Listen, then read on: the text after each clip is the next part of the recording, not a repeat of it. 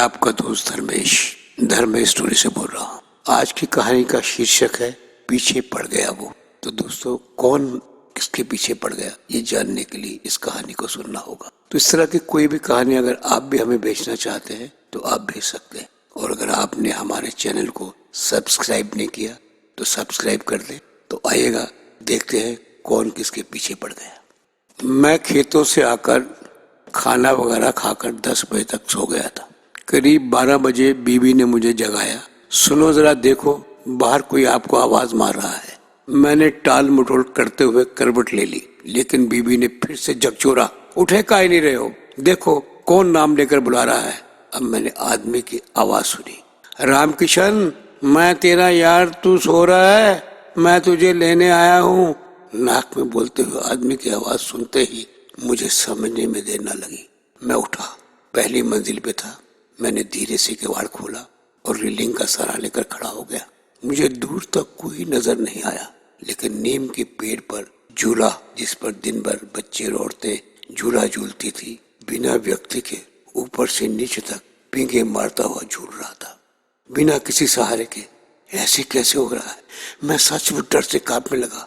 वापस पलटा तो आवाज आई, अरे यार, मैं स्वरूपा झूले पर हूँ, जल्दी नीचे आ जा, तुझे लेने आया हूँ। नाक में बोलते आदमी की आवाज मुझे सुनाई दे रही थी। मैं झट से कमरे में आ गया, दरवाजा बंद किया और चादर से दुबक गया। बीवी साथ ही खटोला पर लेटी थी। बोली, कौन है इतनी रात को? मैंने कहा, कोई नहीं, चुप करके सो जा तू, सुबह बात करेंगे। अच्छा ठीक है, कहकर बीवी खराटे लेने लगी, लेकिन मुझे नींद नहीं आ रही थी। मैं पुरानी यादों में खो गया। आज से 2 महीने पहले की बात है।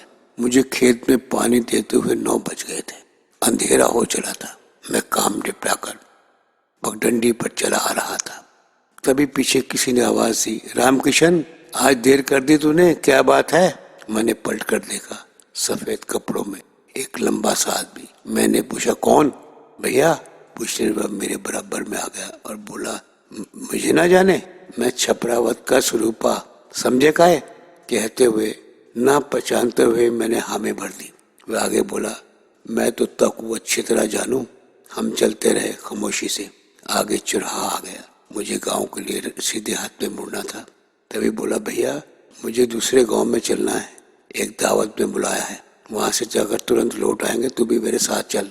मैं चुप रहा तो फिर बोला, भाई तू मेरे गैल चल, तेरे सहारे मैं जल्दी लौट आऊंगा, वरना मुझे आने नहीं देगा।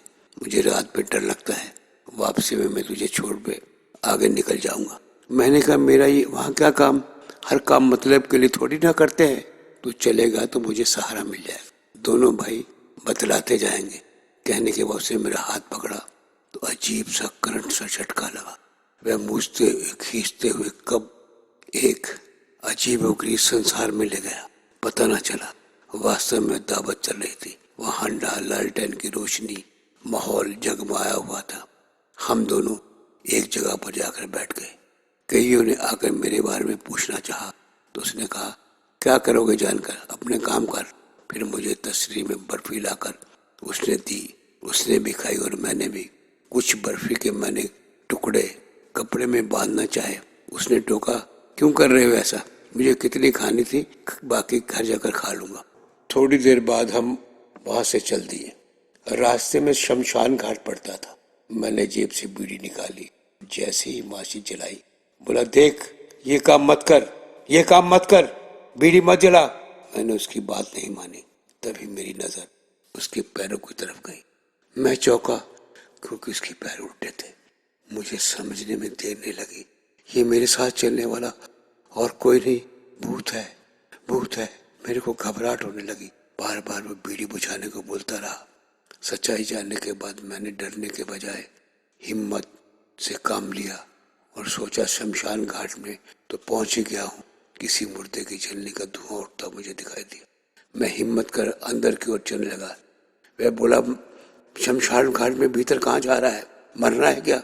लेकिन मैं उसकी बात को अनसुनी करके अंदर आ गया। एक गोबर का उपला लिया, उस पर आग रखी और हाथ में लेकर चलने लगा। देखता क्या हूँ, भूत आगे आगे भागता नजर आया। कह रहा था, ये तूने अच्छा नहीं किया। अब मैं कहता हूँ को आग को फेंक दे, मुझसे दोस्ती कर ले, फायदे में रहेगा। लेकिन मैं चलता रहा, मैं गांव तक पहुंच गया। मैं कुछ दूर मेरे पीछे आया, मैंने घर आकर सांस ली। मैं कब तक मेरे पीछे आया मुझे पता नहीं चला, और मैंने घबराहट से बड़ी सांस ली और अपनी बीवी को बताया। वो घबराई हुई, और मैंने वो जो बर्फी कपड़े में बांधी थी, मैंने कपड़े को खोला और देखा वो बर्फी नहीं निकली, वो कोयला था। मैं अपने ख्यालों से वापस लौट आया, जो मेरे साथ 2 महीने पहले गुजरा था, जो भूत मुझे रास्ते में मिल गया था।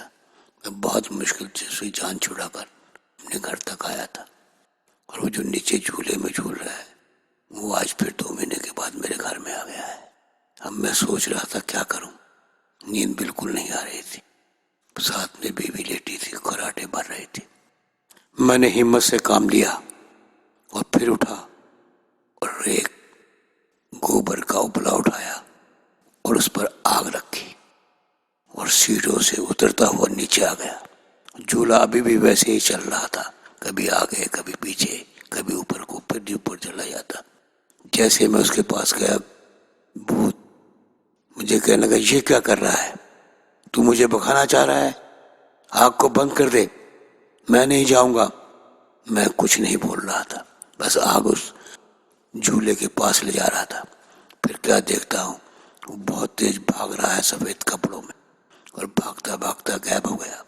मैं तो तुझसे दोस्ती करने आया था, लेकिन तू अच्छा नहीं कर रहा, तू मुझे भगा रहा है, ये ठीक नहीं है। कहते कहते वो गायब हो गया, दूर पता नहीं कहाँ चला गया। मेरे पूरे बॉडी में पसीना पसीना हो गया। मैं हाथ पांव मेरे कांपने लगे, लेकिन मैंने फिर भी हिम्मत से काम लिया था। वो भाग गया तो मुझे कुछ चैन मिला। कुछ देर के लिए मैं वहीं बैठ गया, और 2-4 मिनट के बाद उठा और ऊपर की तरफ आया और जाकर अपनी चारपाई पे लेट गया, तो देखा बीवी अभी भी खराटे ले रही थी। तो अगली सुबह जब मैंने इस बारे में सबको बताया तो लोग सब डर गए ये कहानी सुनकर। तब घर वालों ने ओझा पंडित वगैरह को बुलाकर तंत्र मंत्र पूजा पाठ करवाया। जिस भी तरह आखिर उसका पीछा छूट गया। मेरी जगह कोई और होता तो ना जाने क्या होता। अब आपको तो हमारे कमेंट्स बॉक्स में जरूर लिखिए कि आपको ये कहानी कैसी लगी दोस्तों।